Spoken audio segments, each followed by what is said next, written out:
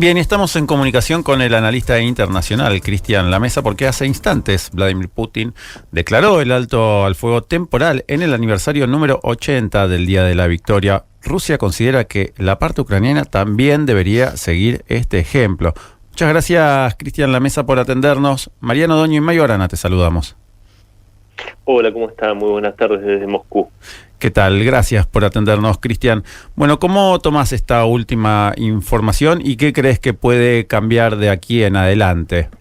Bueno, la información no me sorprende porque por supuesto que estas fechas son muy importantes para todo el pueblo ruso y debería hacerlo para toda la humanidad, en realidad, pero sí, es muy importante para el pueblo ruso y para los pueblos que componían la Unión Soviética, ya que la totalidad de estos pueblos ofrendaron 27 millones de vidas para derrotar al nazismo.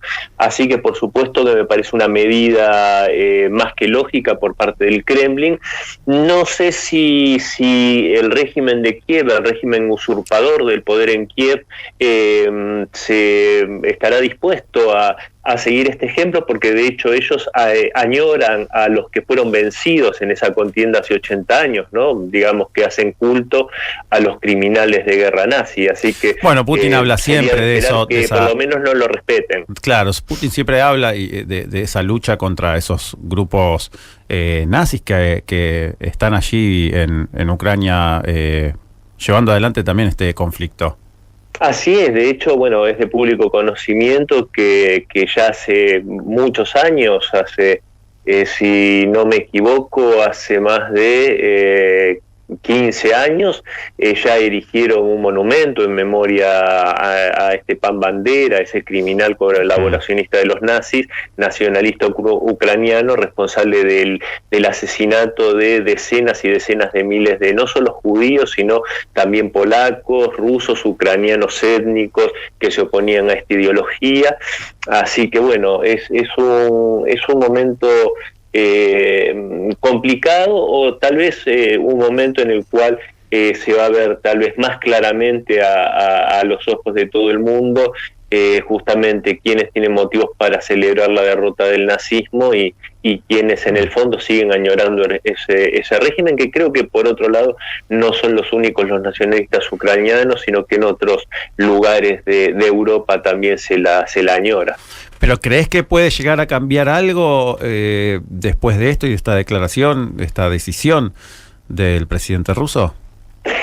Tal vez que el presidente Donald Trump pueda ver una vez más claramente quienes están por la labor de conseguir una paz duradera y genuina a este conflicto, y quienes en realidad solo lo dicen pero no están para nada dispuestos a lograrlo, que por supuesto que eso se vio claramente en la discusión de Zelensky con Trump y con Vance en el Salón Oval. Así que sinceramente, Mariano, no tengo demasiadas esperanzas que pueda cambiar algo en tanto y en cuanto siga el régimen ucraniano usurpando el poder en ese país y siga patrocinado por sus socios europeos.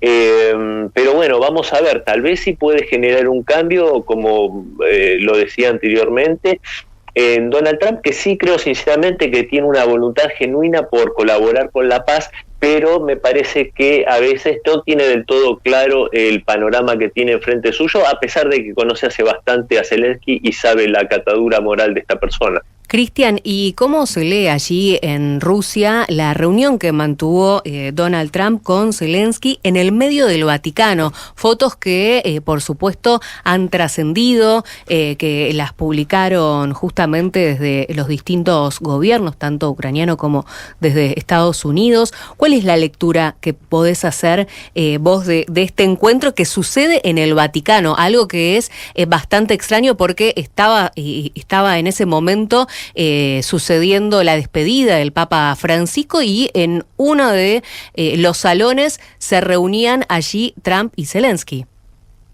Bueno, Mayo, tiene mucho simbolismo esta foto, esta imagen, porque de hecho Donald Trump había anunciado su visita al Vaticano con motivo de la despedida a nuestro Papa Francisco, y había anunciado que era su intención en lo posible encontrarse con Zelensky, a lo cual el ucraniano había dicho que tenía muchas ocupaciones y que no creía poder ir, lo cual ya era por supuesto un desplante. Sí. Evidentemente en Europa le aconsejaron que estuviera presente, esto lo digo porque pudimos ver como en principio esa foto iba a tener 3 participantes, habían 3 sillas, una aparentemente sería para Macron, lo cual por supuesto los europeos le habrían aconsejado que estuviera, que iba a ser positivo estar presente, pero me parece que es muy simbólico también como esa tercera silla se sacó y estuvieron solamente dialogando Zelensky y Trump.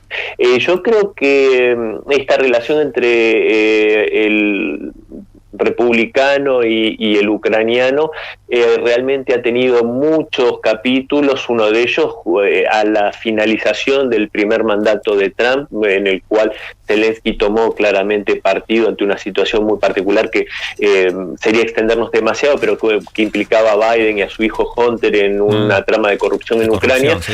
Y en ese momento ya Trump tuvo una posición, o por lo menos supo de qué lado se posicionaba Zelensky respecto de él.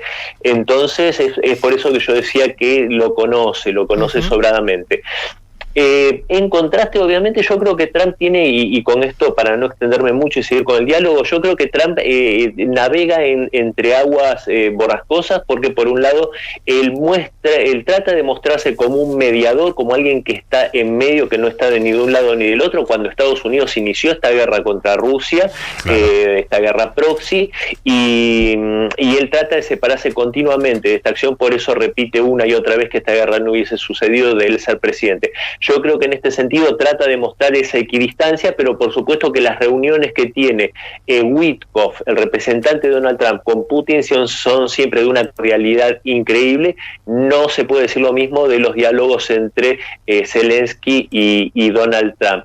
Y sí también se puede decir de un trato muy ameno, por decirlo de algún modo, cuando han tenido esas charlas telefónicas con el jefe del Kremlin. Yo creo que en ese sentido sería bueno y espero que a la brevedad se celebre una reunión al más alto nivel entre los dos gobernantes, entre Putin y Trump. Yo creo que eso puede acelerar muchísimo el entendimiento, ya que sinceramente creo que tienen muchos más puntos en común Donald Trump y Putin que el republicano y cualquier mandatario europeo, y muchísimo menos con Zelensky. Bueno, recordemos, Cristian, aquella discusión que fue casi insólita que tuvieron Trump y Zelensky frente a todos los medios del mundo allí en el Salón Oval, que sorprendió a todos. Sí. Digo, era a la vista de todo el mundo se pelearon. Hasta un desplante por la ropa que estaba utilizando, ¿no? Sí, bueno, eso ustedes saben que es muy, muy interesante. El tema de la vestimenta inclusive, porque se le había pedido encarecidamente, incluso yo creo que por una señal estética, por demostrar un cambio en la situación, una nueva etapa en la situación, ¿no? Un cambio, se le había pedido por favor que fuera de traje, con lo cual esa posición, viste, de Zelensky, vieron de ir como una especie de guerrillero, es un poco rara. Y hay que recordar que en los primeros tramos de la charla, incluso Trump, como un hábil negociante, que es una persona que cuando quiere maneja la diplomacia, cuando no le interesa es de lo más grosero, hay que decirlo, pero él arrancó diciendo que los ucranianos eran un pueblo muy valiente, que habían luchado heroicamente, pero que ya era hora de detenerse, que ya era hora de finalizar con las muertes. O sea, el primero hizo lo que hace todo buen negociante, tirarte un par de flores, un reconocimiento, hacerte sentir bien, para luego ir a lo real, y es a que Ucrania está perdiendo la guerra y ya 1 millón de muertos aproximadamente militares. Y fue Zelensky el que escaló hasta ya cuando estalla todo es cuando lo trata con una prepotencia y con una grosería desmesurada a Vance, y ahí es cuando yo creo que pierde la paciencia incluso Trump y le dice que estaba buscando la Tercera Guerra Mundial. Yo creo que esas palabras de Trump son realmente relevantes, porque no es un chiste decirle a alguien que está buscando la Tercera Guerra Mundial, con lo que implicaría es de una gravedad tremenda. Entonces creo que es muy, muy interesante el señalamiento que ustedes hacen, porque ese fue un momento del cual yo creo que se viene desescalando, pero no es fácil. Y sobre ese vínculo también te quiero preguntar, Cristian, porque también supo Donald Trump en previo a esto marcar que Zelensky ya no tenía legitimidad tampoco en frente a su pueblo en Ucrania. Entonces te quiero preguntar también sobre eso, ¿cómo ves este momento de Zelensky frente a al pueblo ucraniano? Si goza de legitimidad, si sigue aún decayendo más la imagen de él. Miren, la imagen de Zelensky está por los suelos en Ucrania. Es un presidente que llegó al poder después de un balotaje diciendo que iba a hacer todo lo posible para terminar de forma diplomática con el conflicto, con la guerra civil que se estaba desarrollando en el Donbass. Por eso fue elegido por una mayoría de la población. Después, obviamente, como todos podemos ver, porque esto es la historia reciente, hizo todo lo contrario a lo que dijo que iba a hacer. Y él se mantiene en el poder en Ucrania gracias a un régimen totalmente opresivo, casi terrorista y mafioso, y digo esto porque están proscriptos alrededor de 14 partidos políticos. Se han prohibido todos los medios de difusión que tienen una mirada distinta al régimen. Y realmente el nivel de represión es muy grande, al punto que podemos recordar en los primeros días de la operación militar especial, cuando a un negociador,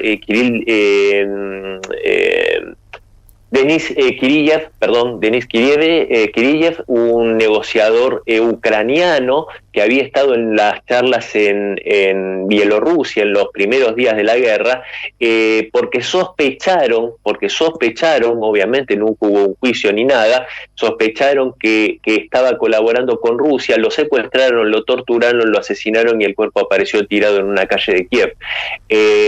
Como esto puedo nombrar un montón de situaciones de una violencia inusitada. Entonces realmente hay un régimen de terror en Ucrania en este momento.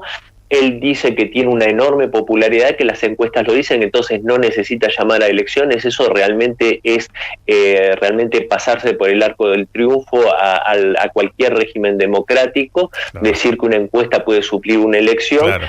Y realmente si fuese así no debería tener ningún problema en llamar elecciones, claro. El presidente Trump lo dijo claramente, dijo que ya no goza de legitimidad porque su mandato venció el año pasado y la constitución ucraniana dice que en el caso de estar el país bajo ley marcial no se pueden realizar elecciones presidenciales, pero tampoco se puede extender el mandato presidencial, por lo tanto la primera magistratura pasa a estar en cabeza del presidente de la Rada Suprema, que vendría a ser nuestra Cámara de Diputados. Sí. Entonces él está usurpando el poder. Claro.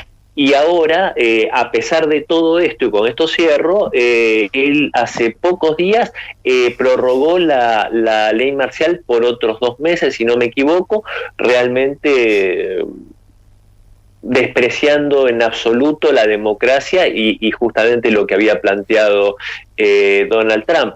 Entonces realmente no tiene ningún tipo de legitimidad este régimen, y hay que recordar que hace apenas 1 año y 2-3 meses aquí en Rusia se registraron elecciones presidenciales con una concurrencia a las urnas récord, en un país que el voto es optativo.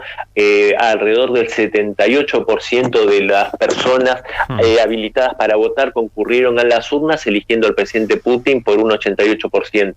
Entonces realmente la legitimidad de un gobierno y del otro régimen están totalmente contrastadas. Cristian La Mesa, muchísimas gracias por esta comunicación con Una Mañana por Descubrir aquí en Radio Sputnik. No, por favor, gracias a ustedes por la invitación y un placer como siempre a disposición. Escuchábamos a Cristian La Mesa, analista internacional.